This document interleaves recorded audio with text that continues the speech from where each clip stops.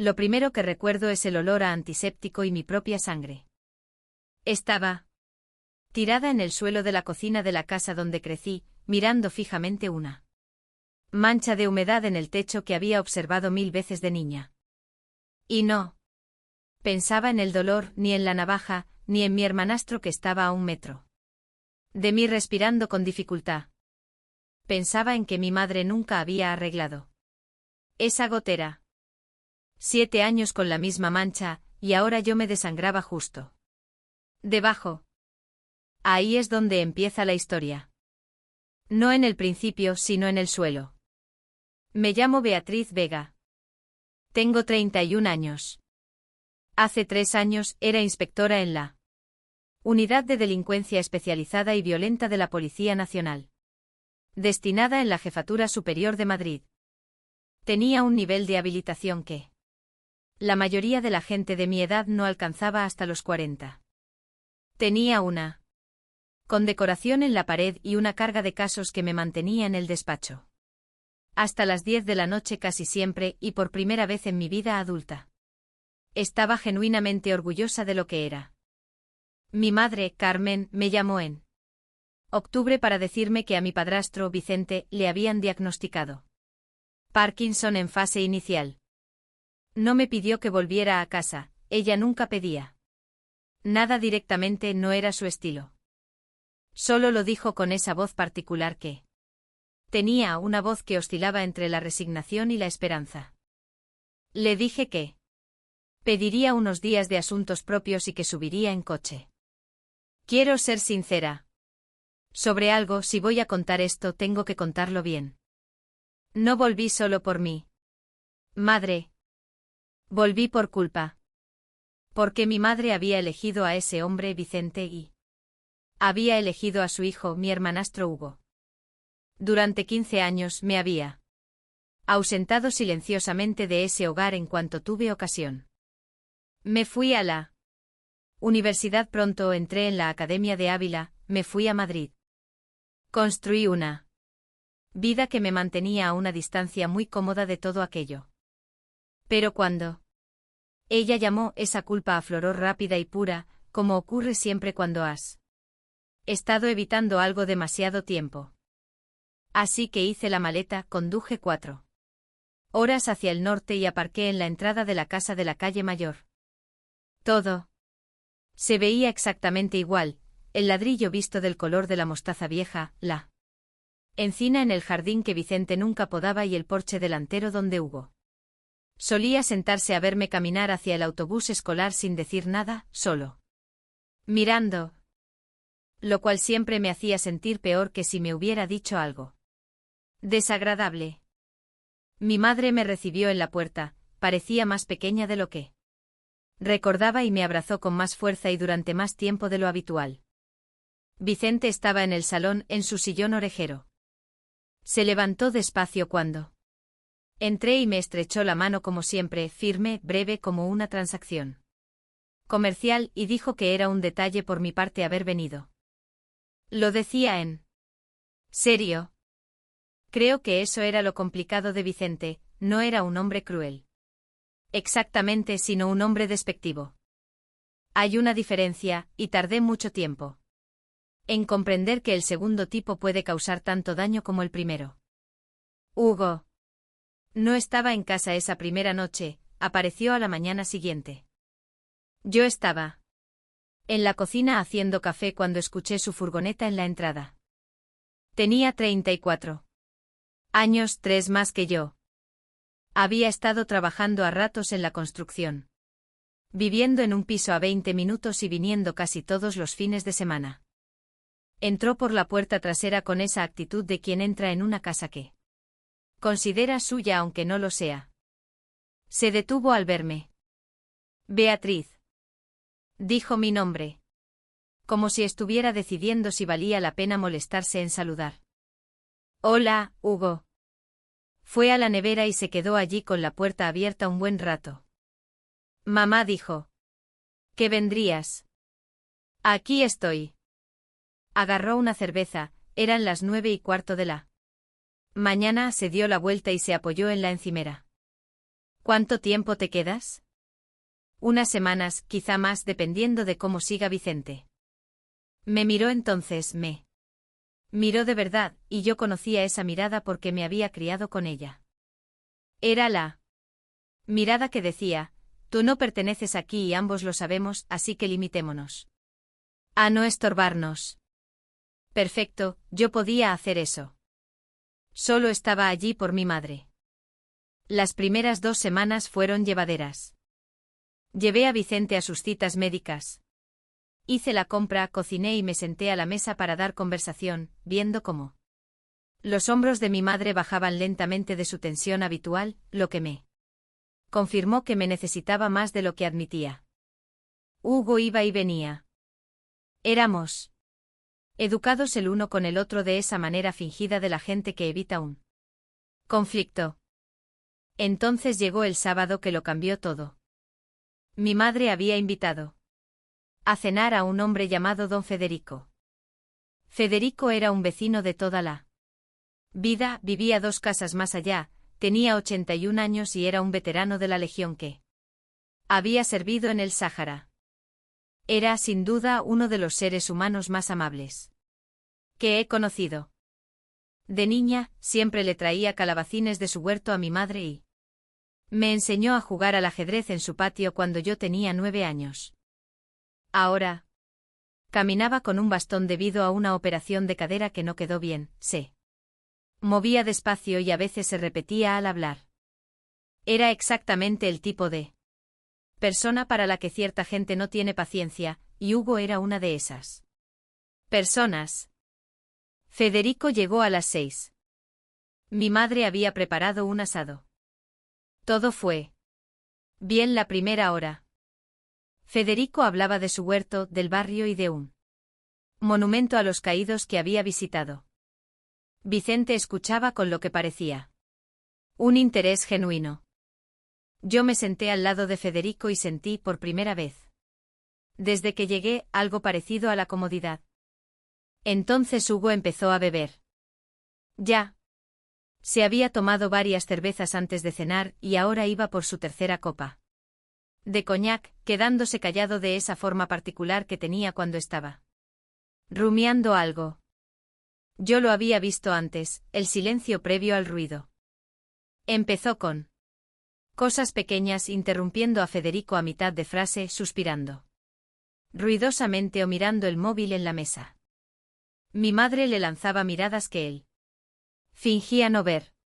Vicente no decía nada, que era lo que siempre hacía cuando Hugo se torcía, se encerraba en su interior y esperaba a que pasara. Entonces Federico dijo algo sobre su unidad, mencionó a un compañero que no volvió a casa y Hugo soltó una carcajada. No fue una risa por la historia, sino una risa corta y despectiva dirigida a Federico como quien se ríe de algo patético. Federico dejó de hablar. Dije en voz baja, Hugo, ¿qué pasa? Él no me miró. El viejo quiere hablar de la guerra toda la noche, muy bien, pero algunos ya hemos oído suficiente. Es un invitado en esta casa, dije yo. Entonces me miró a mí. Y. Tú también eres una invitada en esta casa, Beatriz, así que no me digas cómo comportarme en el hogar de mi propia familia. Quiero explicar algo aquí porque sé lo que la gente piensa cuando escucha una historia así. Piensan, ¿estás entrenada? ¿Llevas una placa porque no lo detuviste? Me he hecho esa pregunta más veces de las que puedo contar. La respuesta sincera es que existe una parálisis muy específica cuando la amenaza es tu propia familia. Tu entrenamiento te dice una cosa, pero tu sistema nervioso, que aún guarda el recuerdo de tener 12 años en esa casa, te dice otra. Me bloqueé de una forma que nunca me había pasado en el trabajo, de una manera que no pude explicar. Hasta que una psicóloga me ayudó a ponerle nombre 8 meses después. Dije: Federico merece tu respeto. Hugo empujó la silla. Federico se puede meter su respeto por donde le quepa, y usó una palabra que no voy a repetir. Federico. Intentó levantarse, estaba avergonzado y quería irse. Alargó la mano hacia su bastón, se le resbaló y se agarró al borde de la mesa. Yo fui a ayudarlo y Hugo me agarró del brazo no para detenerme, sino para tirarme hacia atrás con fuerza. Me di la vuelta. Su cara tenía una expresión que no había visto antes, o que no me había permitido ver. Dijo, siempre tienes que ser la heroína, ¿verdad? Incluso aquí, incluso ahora, la pequeña inspectora Beatriz, que es demasiado buena para todos nosotros. Dije, suéltame el brazo, Hugo. No lo hizo. Lo que ocurrió después pasó muy rápido y he pasado mucho tiempo intentando reconstruirlo en orden. Tenía una navaja plegable en el bolsillo de la chaqueta. La había visto antes ese día y mi cerebro la había registrado en esa parte de atrás que siempre está catalogando todo, pero no le di importancia porque era su casa y su navaja. La abrió antes de que yo procesara que iba a por ella. Una hoja de 8 centímetros. Suficiente. No recuerdo las 8 puñaladas. Recuerdo la primera en mi antebrazo, el instinto de cubrirme el ardor. Recuerdo caer al suelo y ver a Federico gritando y a mi madre chillando. En algún momento la mesa volcó.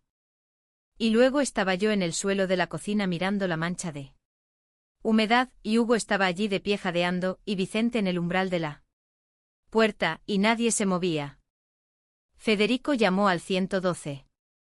Un hombre de 81 años con la cadera mal fue quien llamó. Estuve en el quirófano 3 horas. 2 de las heridas eran superficiales, una en el brazo no lo era, y otra cerca de las costillas era la que les preocupaba, pero la repararon. Me desperté en reanimación bajo luces fluorescentes y una enfermera me dijo que estaría bien. La creí. Pero también lloré durante 10 minutos seguidos, lo cual tenía menos que ver con el dolor y más con todo lo demás.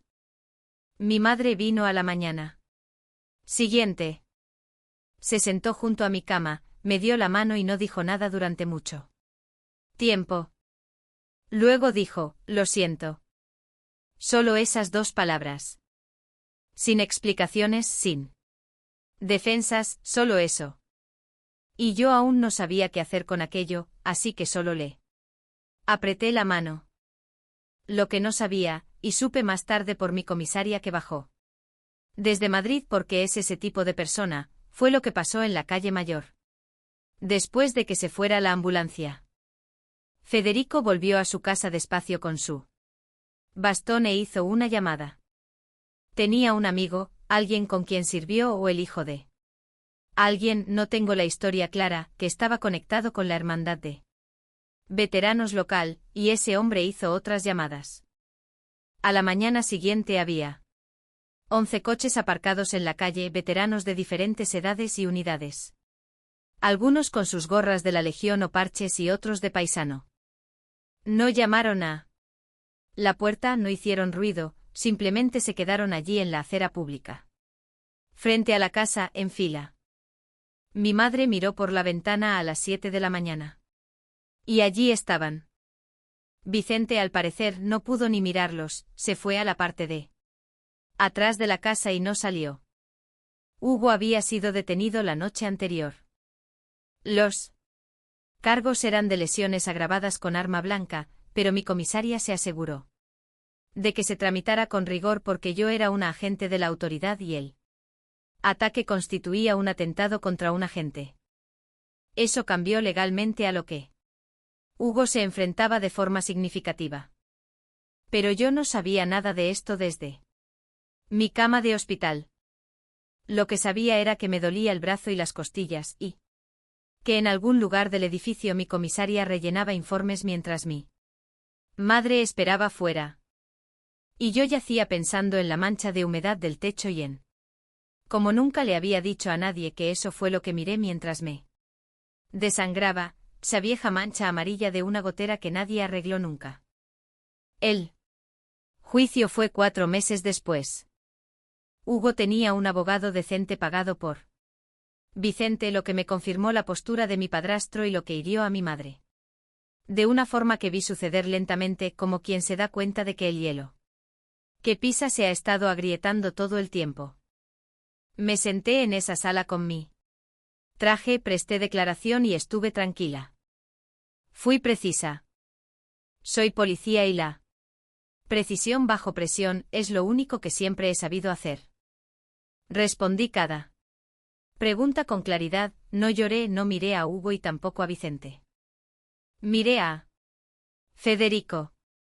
Estaba en la tercera fila, había venido con 2 hombres de su hermandad, ambos más jóvenes que él, con camisas abotonadas y sentados muy rectos. El propio Federico se había vestido como si fuera el día más importante en mucho tiempo, y creo que en cierto modo lo era, no por el veredicto sino porque se sentía responsable y venir era su forma de cargar con ello. El abogado defensor hizo lo que hacen los defensores, cuestionó la secuencia de los hechos. Insinuó que yo había provocado la situación, sacó a relucir que yo tenía entrenamiento en defensa personal y preguntó por qué no había desarmado a mi agresor. Esperaba esa pregunta y mi abogada me había preparado, pero aún así me dolió cuando llegó. Dije, la investigación sobre la respuesta al trauma en situaciones que involucran a familiares está muy documentada. Las respuestas de bloqueo ocurren en individuos entrenados, tanto en cuerpos policiales como militares, cuando la amenaza proviene de alguien cercano.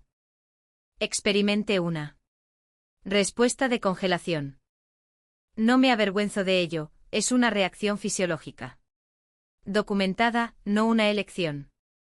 La sala se quedó en silencio. Mi abogada me dijo, después, que nunca había oído a un testigo explicarlo con tanta claridad. Creo que llevaba ensayándolo 4 meses, pero no para el jurado, sino para mí misma. Hugo fue condenado. La sentencia salió 6 semanas después. No asistí. Para entonces ya había vuelto a Madrid, a mi piso, a mi carga de trabajo, a mi despacho y a la medalla en mi pared. Había empezado a ver a una psicóloga y esa parte es privada. Lo que quiero contar es lo que pasó la mañana después del veredicto. Recibí una llamada de un número desconocido, normalmente no contesto. Pero algo me hizo descolgar. Era un hombre que se presentó como un coronel retirado que se había enterado del caso por la red de veteranos. Me dijo que había compartido mi declaración en el tribunal, la parte sobre la parálisis, con una organización que apoya a policías y militares con trauma. Me dijo que había llegado a la gente. Me contó que una mujer que llevaba 2 años cuestionándose a sí misma tras un incidente traumático leyó mis palabras y finalmente pidió cita con un consejero. No me dijo su nombre, solo me contó eso. Me quedé sentada en mi piso mucho tiempo tras esa llamada. Pensé en Federico, caminando hacia su casa con su bastón en la oscuridad mientras yo iba en la ambulancia. Pensé en los 11 coches en la calle Mayor a las 7 de la mañana. Pensé en mi madre mirando por la ventana y en lo que me confesó después, que se quedó allí 20 minutos mirando y luego fue al teléfono, llamó a su hermana por primera vez en 4 años y le dijo que necesitaba hablar. Mi madre dejó a Vicente 6 semanas después del juicio. No dio ningún discurso, hizo la maleta. Con la eficiencia que aprendió de verme a mí, me llamó y me dijo que venía a Madrid un tiempo. Se quedó 3 meses. Ahora vive en un pequeño apartamento a 40 minutos de mí y tiene un trabajo a tiempo parcial en una biblioteca. Los domingos por la mañana a veces vamos a una cafetería que tiene buen café y unas porras mediocres, nos sentamos allí 2 horas y hablamos. Una vez me dijo, entre café y café, que sabía que algo iba mal con Hugo desde hacía mucho tiempo. No mal de una forma que pudieras predecir, sino mal de la forma en que sabes que una estructura no es sólida aunque no veas la grieta. Dijo que se decía así Misma que la familia significaba quedarse, que quedarse significaba lealtad y que irse significaba fracaso. No discutí con ella, la entendía mejor de lo que quería admitir. Volví a la calle Mayor una vez más, 8 meses después del juicio.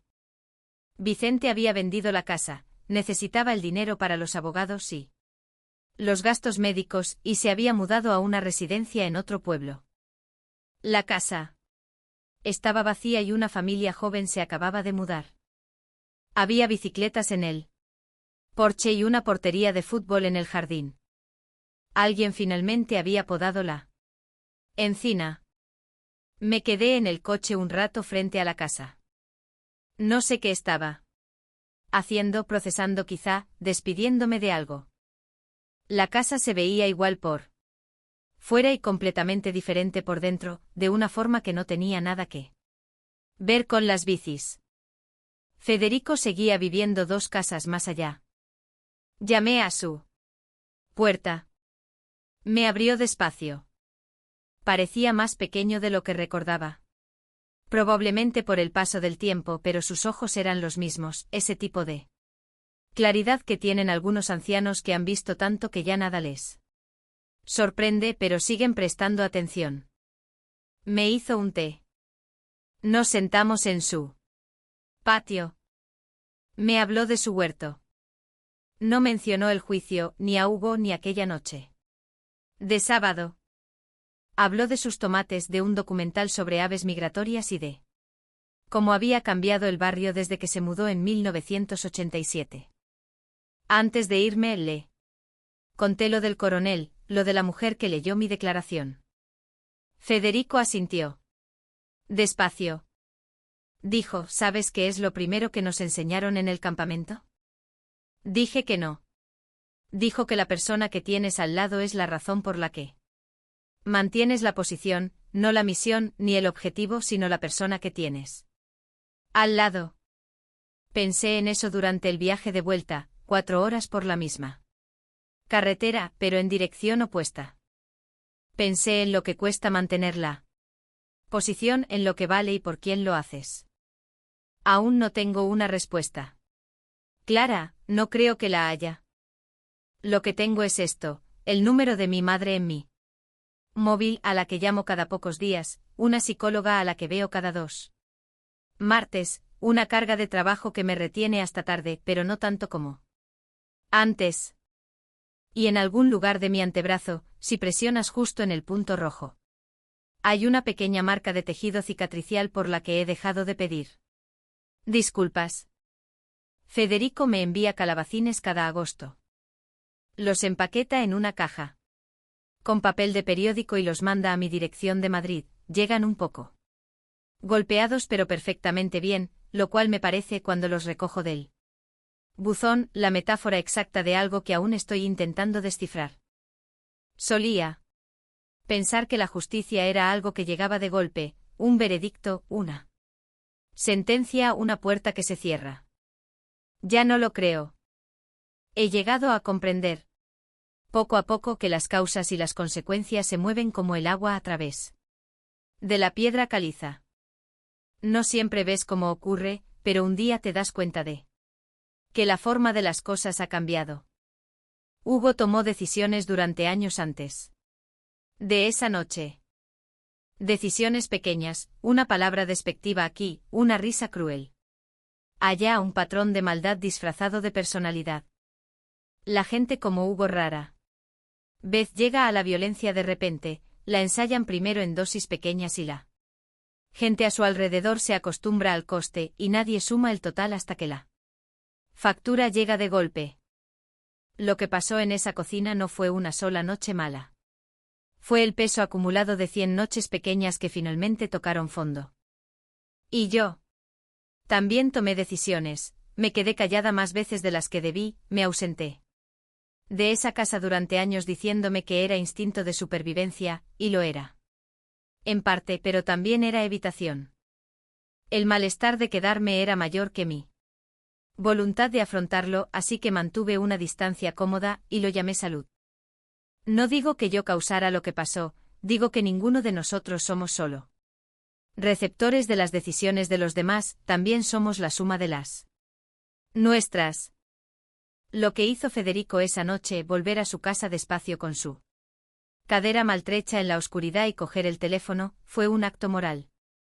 No fue dramático ni cinematográfico, solo una decisión silenciosa de hacer lo que había que hacer con un coste para él mismo porque alguien más lo necesitaba.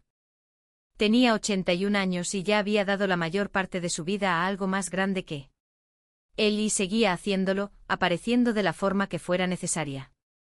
Eso no es heroísmo como espectáculo, eso es el carácter como hábito. Pienso mucho en que la integridad no es algo que fabricas en una crisis, es algo que has estado construyendo o descuidando mucho antes de que llegue la crisis. Federico la estuvo construyendo durante 81 años y cuando llegó el momento, supo exactamente qué hacer porque llevaba toda la vida practicando. Los 11 coches a la mañana siguiente, mi madre haciendo la maleta, la mujer que pidió su cita después de 2 años. Ninguna de esas cosas pasó por una sola decisión dramática.